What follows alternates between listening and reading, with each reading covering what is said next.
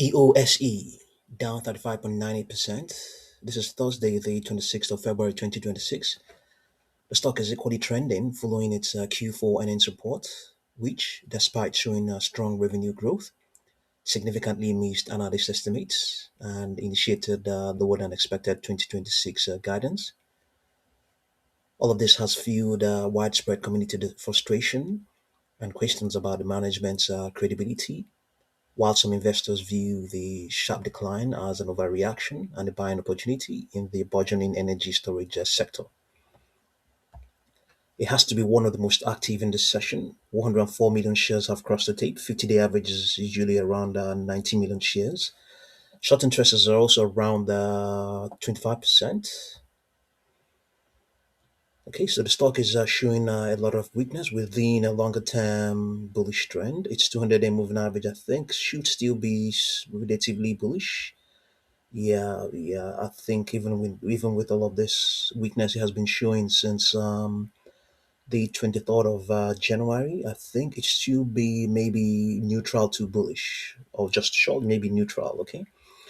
Yeah, lower prices are expected to continue to print up to the 13th of March. After that, might see a bounce that may that might that may may get rejected on the 24th of March. After that, the downtrend is expected to resume, or rather, the contraction of the bounce is expected to resume or play out. Okay, so all in all, the overall trend is let's see now. Yeah, you can actually say that it may just be a consolidation. Consolidation is expected. Yeah, from now on, a consolidation is expected at least up to the 1st of April. Okay, projections are saying at 10.14. It's a pivotal projection. It was initiated.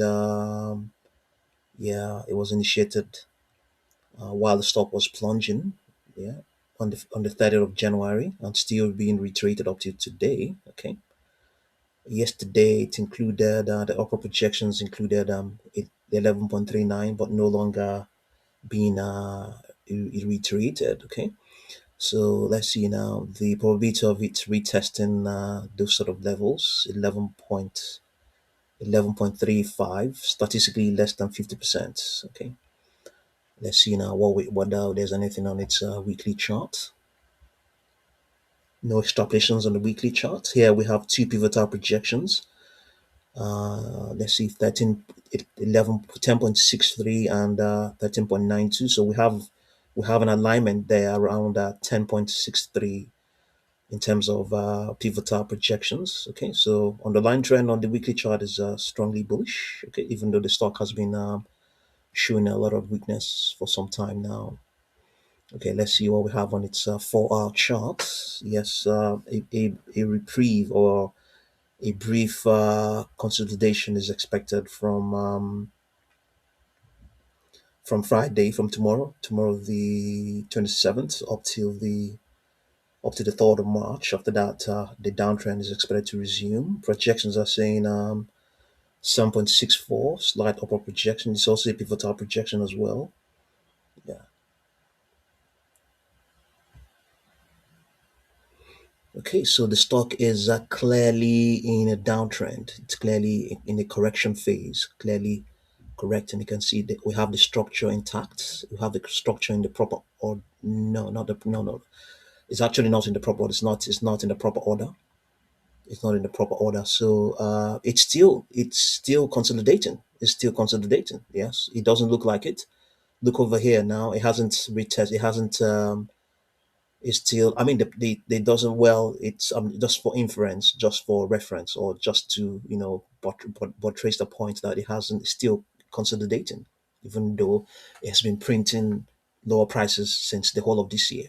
You know, we have the order is supposed to be such that the 10-day moving average is supposed to be below, it's supposed to be the lowest of all the moving averages, but it is not. For now, it is the 20-day, 200-day moving average. So the underlying trend is still very much intact. Yeah, even though it has been decaying since. So In the short to intermediate term, the structure is intact. So within the short, within the medium term, it is the structure is intact. So within the medium term, the stock has completely is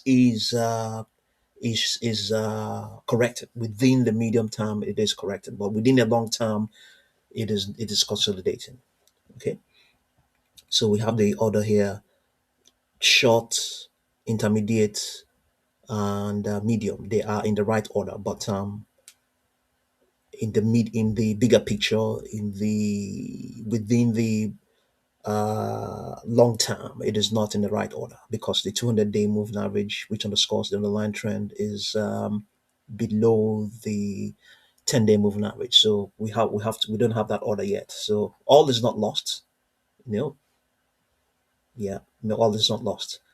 Yeah. Okay, let's have a look at the uh, 10-day moving average to see what it's going to give us.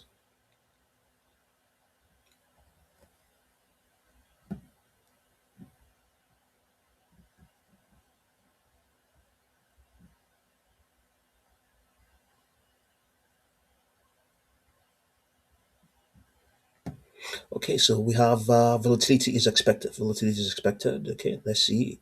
I think pretty much in line with what we have here. Yes, pretty much in line with what we have here on the extrapolation of its 3-day moving average. Okay, let's have a look at the 21-day moving average. Any chance there will be an alignment there? Let's see. We didn't check what the 10-day moving average. I'm sure its positions open 10 days ago should easily be out of money. Okay. Here we don't have much of an alignment. We don't have much of an alignment as such.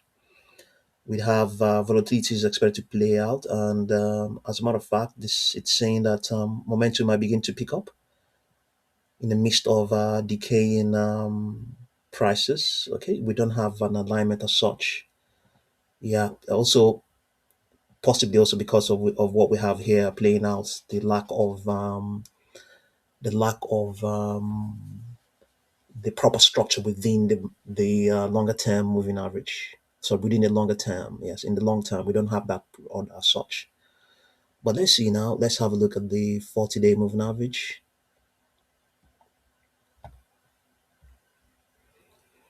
The 40-day moving average is also, yes, not they're not aligning as such. You can see they're all in this array. 40-day, the 10-day moving average aligning with this extrapolation. The 21-day moving average, showing that momentum it might begin to pick up anytime soon. The 40-day moving average, validating this downtrend that is, expected to continue to play out. So yeah, it's this is what you expect when it's not when the stock is consolidating. The moving averages are just in doing their own thing. Let's see what we have on the 200-day moving average.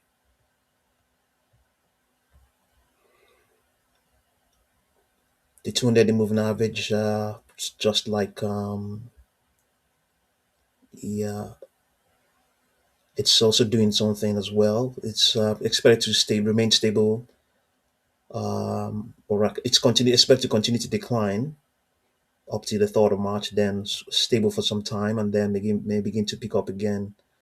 So yes, we don't have that symmetry. They're not aligning. They're all a bit different, a bit different. So they're quite different. Quite the extra, the extrapolations are quite different. Quite they vary. So yes, like I said, it's because amongst other things, the stock is still consolidating. It doesn't look like but it's still consolidating. Okay, so let's see whether we have a pattern here. Let's see. We have let's just say we have one cycle here beginning from the 3rd of October and then ended on the 21st of November. And then do we have another one here? Let's see. Do we consider this? Let's see, from the 21st of November and ended on the first 11th of September. Do we consider or do we disregard that and look at it from here, say from the 21st of November, and then ended some time ago. Yeah, ended maybe the 5th of February. Okay, maybe we've completed a cycle. Can we say that? Or we are still in one cycle, or the cycle is still continuing?